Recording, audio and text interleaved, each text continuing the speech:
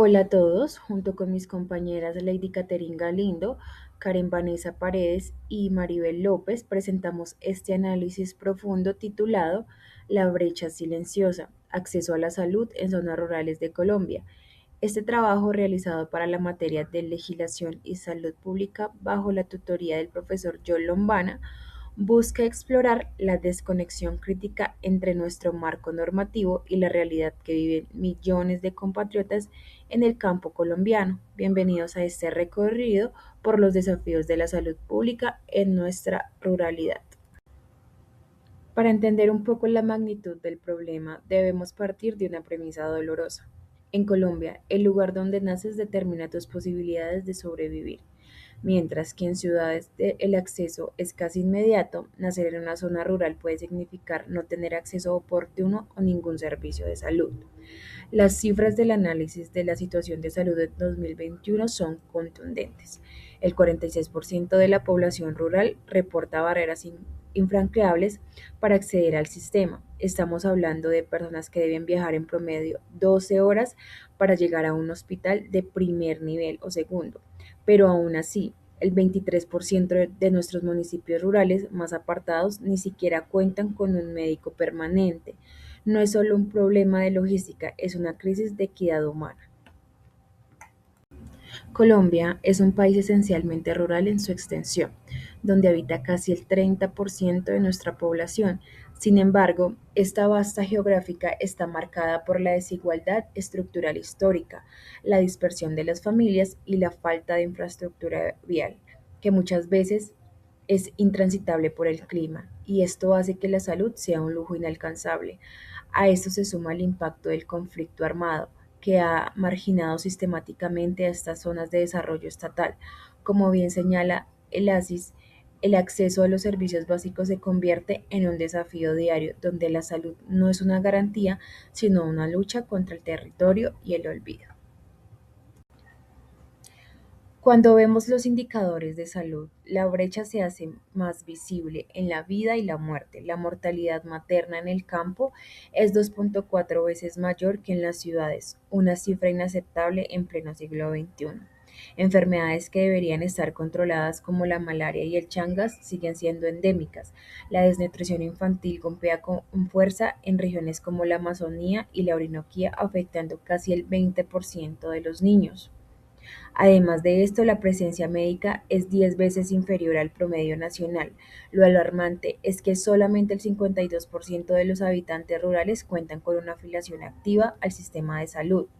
El gráfico de cobertura nos muestra claramente cómo a medida que nos alejamos de los centros urbanos, la protección del Estado se desvanece.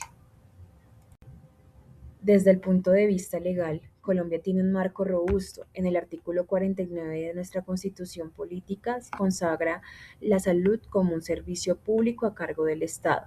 La Ley 100 de 1993 buscó la cobertura universal, pero aquí radica la contradicción. El sistema se estructuró bajo logísticas de mercado que priorizan la rentabilidad, pero en zonas rurales donde atender a un paciente es costoso y logísticamente difícil, la rentabilidad es muy baja y por ende la atención es precaria.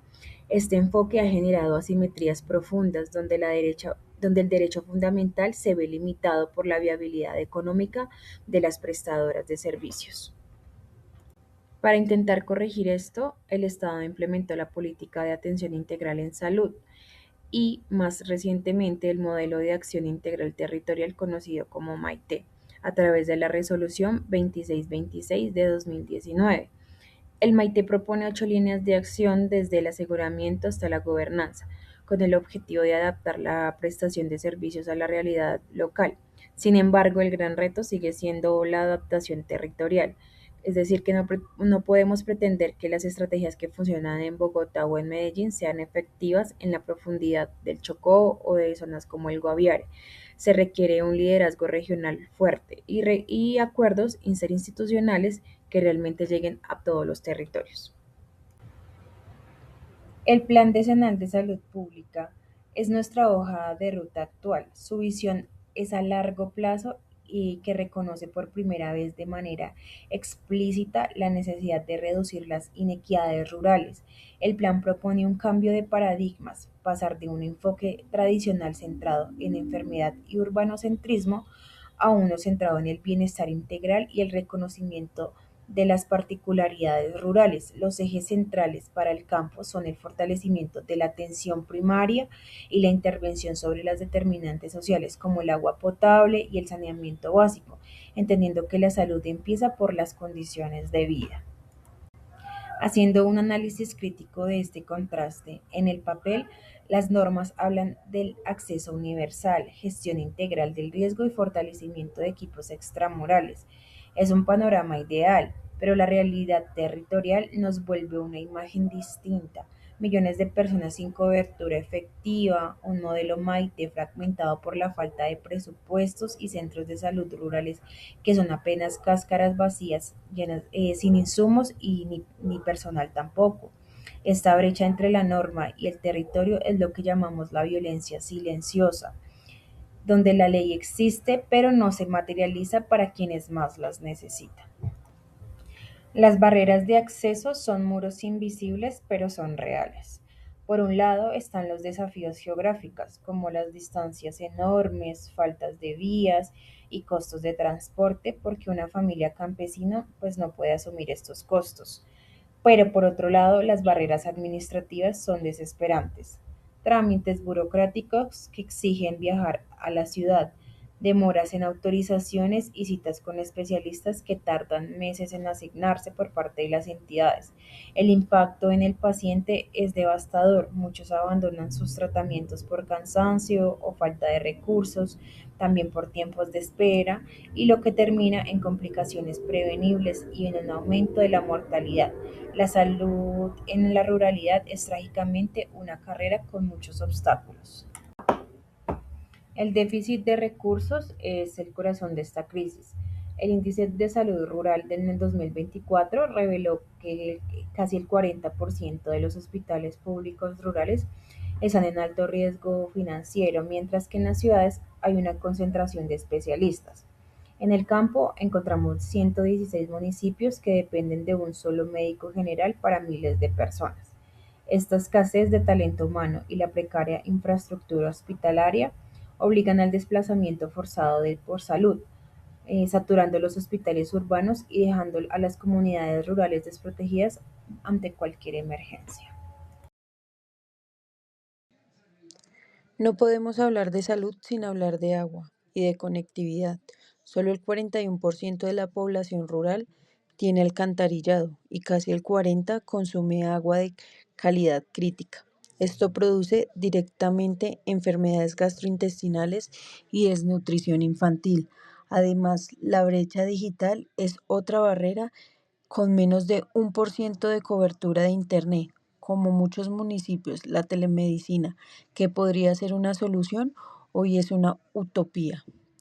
El aislamiento digital condena a las zonas a depender de una infraestructura física, que como ya vimos es insuficiente. Las consecuencias de este sistema fallido se ven en la prevención. Las coberturas de control prenatal en departamentos como Vaupés y Guainía son críticas, poniendo en riesgo la vida de madres e hijos. El acceso de exámenes vitales, como las mamografías, es casi nulo en 60 municipios rurales. Pero hay un tema aún más invisible, la salud mental. En zonas golpeadas por el conflicto y la pobreza, la atención en depresión apenas llega a un 1%. Estamos dejando que nuestras comunidades rurales carguen solas con el trauma de la guerra y las exclusiones, sin ningún apoyo profesional. ¿Cómo cerramos esta brecha? Proponemos cuatro estrategias fundamentales. Primero, fortalecer la infraestructura local con dotación real. Segundo, crear incentivos económicos y de carrera para que los profesionales de salud quieran y puedan quedarse en el campo. Tercero, expandir la telemedicina mediante conectividad satelital real. Y cuarto, y lo más importante, potenciar la atención primaria extramural, llevando los médicos a las casas de los campesinos e indígenas, en lugar de esperar que ellos lleguen a hospitales lejanos. Esto requiere, por encima de todo, voluntad política e inversión sostenida. En conclusión, la problemática de la salud rural en Colombia es un llamado a la coherencia ética y legal. No basta con tener leyes progresistas, sino adaptar a nuestra geografía y realidad social. La salud rural no se soluciona solo construyendo hospitales, se soluciona garantizando agua potable, vías transitables, conectividad y sobre todo dignidad. Es hora que la salud deje de ser un privilegio de código postal para convertirse en un derecho fundamental que nuestra Constitución promete.